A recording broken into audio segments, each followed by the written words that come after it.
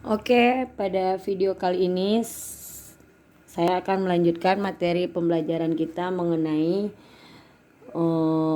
subbab yang telah kalian baca sebelumnya pada hari Jumat kemarin, yaitu hubungan konfigurasi elektron dengan sistem periodik unsur. Nah, sebelumnya kita sudah belajar nih konfigurasi elektron itu apa gitu. Konfigurasi elektron itu adalah susunan elektron-elektron suatu atom. Kalau ada dua, ada yang menurut Niels Bohr, konfigurasi elektron Niels Bohr, dan ada yang berdasarkan mekanika kuantum. Kalau pada Niels Bohr, susunannya terletak pada kulit ya, kulit. Karena Niels Bohr menemukan kulit atom pada kulit atau lintasan. Susunan elektronnya seperti apa? Ada dua. Jumlah elektron maksimumnya pada kulit pertama 2, 8, lalu 18, 32, dan seterusnya ya. Ini menurut Niels Bohr ya. Kalau yang mekanika kuantum itu tersusun pada orbital-orbital. Orbital itu terletak pada subkulit. Ada subkulit P, subkulit D, subkulit P, S, P, D, dan F.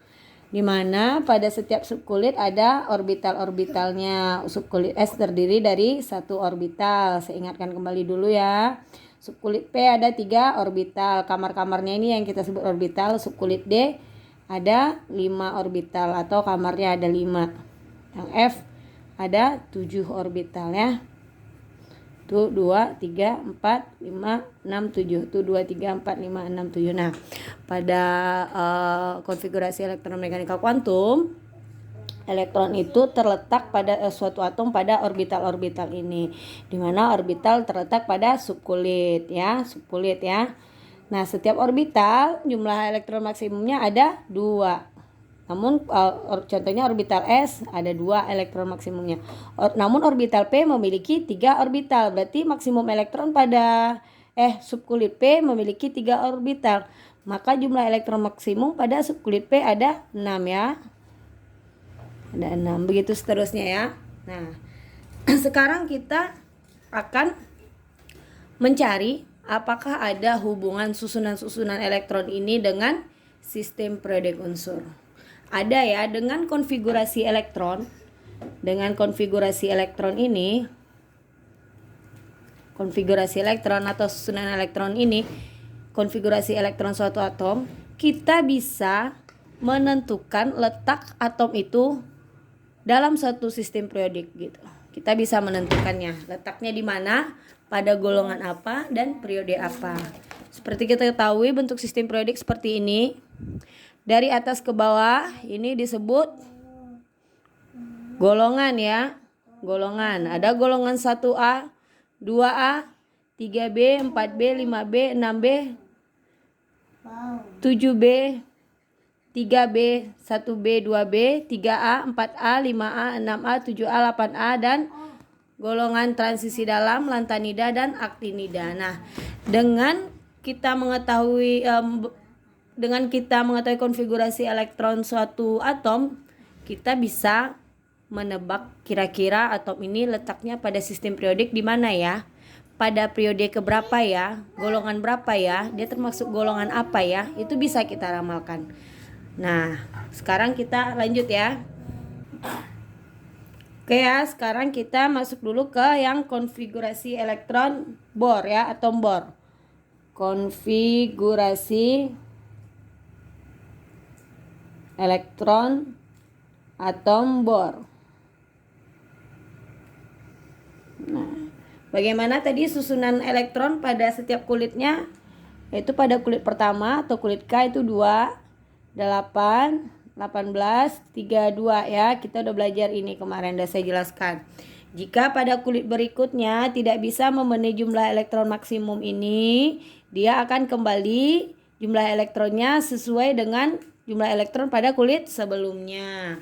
Nah, setelah kita menentukan konfigurasi elektron suatu atom dengan berdasarkan teori atom Bohr ini, itu nanti kita bisa tahu letaknya pada sistem periodik. di mana jumlah kulit suatu atom itu, jumlah kulit itu menentukan periode. Jumlah kulit akan menentukan periode. Sedangkan jumlah elektron valensi itu menyatakan golongan. Tetapi ada kelemahannya, Ini hanya berlaku untuk unsur golongan utama. Unsur golongan utama itu yang mana aja? Unsur golongan utama itu yaitu unsur-unsur pada golongan 1A, 2A, 3A, 4A, 5A, 6A, 7A, 8A. Jadi unsur-unsur golongan A. Ini unsur utama ya ini. 1 yang pada lajur ini 1A, 2A, 1A, 2A, 3A, 4A, 5A, 6A, 7A, 8A. Nah, ini unsur golongan utama. Yang di tengah ini unsur golongan transisi. Yang golongan B ini unsur golongan transisi. Yang 2 baris di bawah itu adalah unsur golongan transisi dalam. Oke ya, hanya sebatas meramalkan letak suatu unsur, yaitu unsur-unsur golongan utama saja. Contoh ya, kita masuk ke contoh. Misalnya saya contohkan nih. Contoh. Saya bikin beberapa atom ya. Misalnya B5, N7. Kelihatan ya, nggak blur. 38SR, I53. Nah, sekarang kita bikin konfigurasi yang sebenarnya konfigurasi elektron board ini nilai paling sederhana gitu. Cuman ada kelemahannya aja gitu. Sekarang yang B5. Oke ya. Yang boron 5. Berarti konfigurasi elektron boardnya gimana? 2 lalu 3 ya. Yang 7N 2 5 38SL 2 8 10 2 tambah 8 10 lalu 18 28 28 ditambah 32 lebih dari 38 ya. Selanjutnya 32 berarti 8 lagi ya. 8 10 28 36 berarti 2 lagi di sini ya. Jadi 38. Yang I 2 8 18 bisa nggak ini 18 lagi atau 32? Kalau 32 10 28 tambah 32 berapa? 10 1 60 lebih dari 53 berarti nggak mungkin 32 ya, berarti 18 ya. 18 7. Nah, konfigurasinya begini ya. Begini ya untuk atom-atom ini. Nah, sekarang kita ramalkan letaknya. Periode, misalnya kita bikin ini periode. Dan ini golongan. Golongan ya. Dimana tadi saya jelaskan bahwa jumlah kulit menyatakan periode. Ini ada berapa kulit yang boron 5 ini? Ini kulit K, ini kulit L. Ada berapa kulit? 1, 2. Berarti periode 2 dia ya. Periode 2. Golong A. Lalu jumlah elektron valensi. Elektron valensi ini apa? Elektron yang ada pada kulit terluar.